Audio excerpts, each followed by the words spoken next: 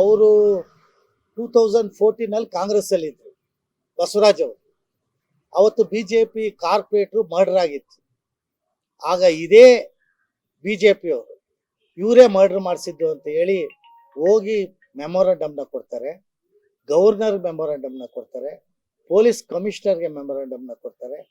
ಈಗ ಇದೇ ಜನ ಅವ್ರ ಪಕ್ಷಕ್ಕೆ ಹೋಗಿದ ತಕ್ಷಣ ಈತ ವಾಷಿಂಗ್ ಮಿಷಿನಲ್ಲಿ ಹಾಕ್ಬಿಟ್ಟು ಕ್ಲೀನ್ ಆಗಿ ಬರ್ತಾರಲ್ವ, ಆ ರೀತಿ ಇವತ್ತು ದಿವಸ ಇವರು ತಿರ್ಚಿ ಮಾತನ್ನ ಹೇಳ್ತಾ ಇದ್ದಾರೆ. ಆಮೇಲೆ ಇವತ್ತು ನೀವು ಸುಪ್ರೀಂ ಕೋರ್ಟ್ ಜಡ್ಜ್ ಅವ್ರು ಕೇಳಿರ್ತಕ್ಕಂಥದ್ದು ನೋಡಿ, ಇವ್ರೇನ್ ಹೇಳಿದ್ರು, ಆ A1 ಯಾರಿದ್ದಾರೆ ಅವ್ರಿಗೆ ನನ್ನ ಪರಿಚಯನೇ ಇಲ್ಲ ಅಂತ ಹೇಳಿದ್ರು. ಇದೇ ಸ್ಟೇಟ್ಮೆಂಟ್. ಈಗ ಅವರ ಪರಿಚಯ ಒಡನಾಟ ಯಾವ ರೀತಿ ಇದೆ ಅಂತ ಹೇಳಿ ಇಡೀ ಕ್ಷೇತ್ರದಲ್ಲಿ ಇರ್ತಕ್ಕಂಥ ಜನರಿಗೆ ಗೊತ್ತಿದೆ. ಇವ್ರು ಸುಳ್ಳು ಹೇಳಿಲ್ವಾ? ಯಾಕೆ ಸುಳ್ಳು ಹೇಳ್ಬೇಕಾಗಿತ್ತು ನನಗೆ ಪರಿಚಯ ಇಲ್ಲ ಅಂತೇಳಿ? ಅಷ್ಟು ಒಡನಾಟ ಇದ್ದಂಥವ್ರು ಅವ್ರ ಆಫೀಸ್ ಉದ್ಘಾಟನೆಗೆ ಹೋಗ್ತಾರೆ, ಇವರು ಮಂತ್ರಿ ಆಫೀಸ್ಗೆ ಅವ್ರನ್ನ ಕರೆದು ಸನ್ಮಾನವನ್ನ ಮಾಡ್ತಾರೆ, ಅವ್ರ ಜೊತೆನಲ್ಲಿ ಟೂರ್ಗಳು ಹೋಗ್ತಾರೆ, ಅವ್ರ ಜೊತೆನಲ್ಲಿ ವ್ಯವಹಾರಗಳು ಮಾಡ್ತಾರೆ, ಯಾವ ಕಾರ್ಯಕ್ರಮದಲ್ಲೂ ಅವ್ರ ಜೊತೆನಲ್ಲಿ ಇಟ್ಕೊಂಡು ಮಾಡ್ತಾರೆ. ಎಲೆಕ್ಷನ್ಗಳಲ್ಲಿ ಅವ್ರನ್ನ ಇಟ್ಕೊಂಡು ಎಲೆಕ್ಷನ್ನ ಮಾಡ್ತಾರೆ. ಇವತ್ತು ಅವರು ಬಂದು ಹೊರಗಡೆ ಬಂದು ಸ್ಟೇಟ್ಮೆಂಟ್ ಅನ್ನ ಕೊಡ್ತಾರೆ, ಯಾವಾಗ ಆತ A1 ಆಗಿದ ತಕ್ಷಣ ಇವ್ರಿಗೆ ನನ್ನ ಸಂಬಂಧನೇ ಇಲ್ಲ, ಇವ್ರಿಗೆ ನನಗೆ ಪರಿಚಯನ ಇಲ್ಲ ಅಂತೇಳಿ.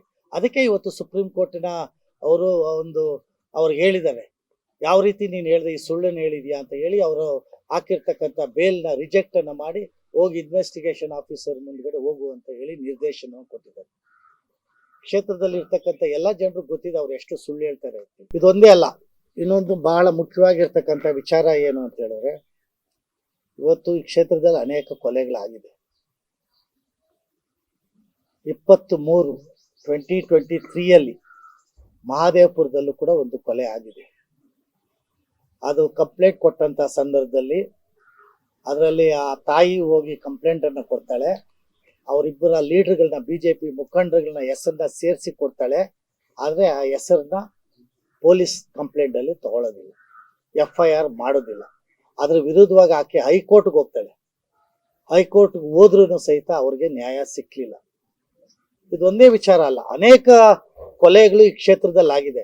ತಮ್ಗೆಲ್ಲ ಗೊತ್ತಿದೆ, ಒಂದು ಲಾಯರ್ ಸೂಸೈಡ್ ಕೇಸ್, ಯಾವ ರೀತಿ ಕಾರ್ಪೊರೇಟರ್ ಒಂದು ಉತ್ತೇಜದಿಂದ ಆಕೆ ಪಾಪ ಸೂಸೈಡ್ ಮಾಡ್ಕೊಂಡ್ಲು ಅಂತ ಹೇಳಿ ಆತನ ಮೇಲೆ ಕಂಪ್ಲೇಂಟ್ ಕೊಟ್ಟಾಗ್ಲೂ ಪೊಲೀಸ್ ಅವರು ಕಂಪ್ಲೇಂಟ್ ನ ರಿಜಿಸ್ಟರ್ ಮಾಡಿಲ್ಲ. ಆಮೇಲೆ ಕೋರ್ಟ್ ಅವ್ರು ಇನ್ವಾಲ್ವ್ ಆಗಿ ಆತನ ಸೇರಿಸಿರ್ತಕ್ಕಂಥದ್ದು. ಈ ತರ ಅನೇಕ ಕೊಲೆಗಳು ಈ ಕ್ಷೇತ್ರದಲ್ಲಿ ಆಗಿದೆ. ಹಾಗಾಗಿ ಇವತ್ತು ದಿವಸ ಯಾರು ತಪ್ಪು ಮಾಡಿದ್ದಾರೆ, ಯಾರು ಉಪ್ಪು ತಿಂದಿದ್ದಾರೆ, ಅವರು ನೀರು ಕುಡಿಲೇಬೇಕು.